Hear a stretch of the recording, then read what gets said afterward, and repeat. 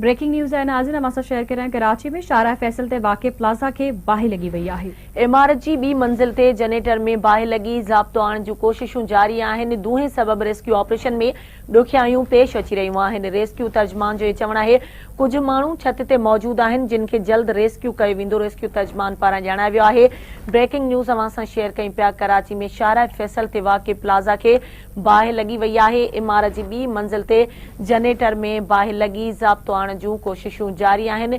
दूहें सबब rescue operation में ॾुखियायूं पेश अची रहियूं आहिनि। रेस्क्यू तर्जमान जो चवणु आहे कुछ माण्हू छत ते मौजूद आहिनि जिन खे जल्द रेस्क्यू कयो वेंदो। तफ़सील मालूम कंदासीं आवाज़ न्यूज़ जे रिपोर्टर आमिर सुप्रो खां। जी आमिर, छा सूरतहाल आहे, अपडेट कजो।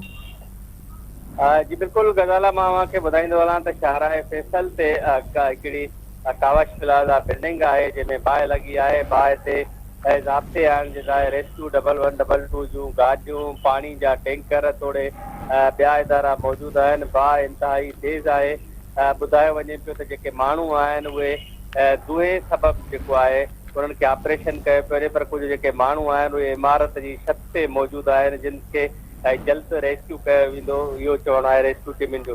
तव्हांखे ॿुधाईंदो आहियां त बाहि सबब जेको आहे उते जेके रहंदड़ घरवासी आहिनि या बिल्डिंग वासी आहे उहे बि मुतासिर थी रहिया आहिनि, पर पाणी जा जेके टैंकर आहिनि, रेस्क्यू जूं गाॾियूं उते मौजूद आहिनि जेके बाहि ते ज़ाब्ते आणण जी कोशिशि करे रहिया आहिनि। 5 खां 6 जेके फायर ब्रिगेड जूं गाॾियूं आहिनि उहे बि कोशिशि करे रहिया आहिनि त जल्द बाहि ते ज़ाब्तो आंदो।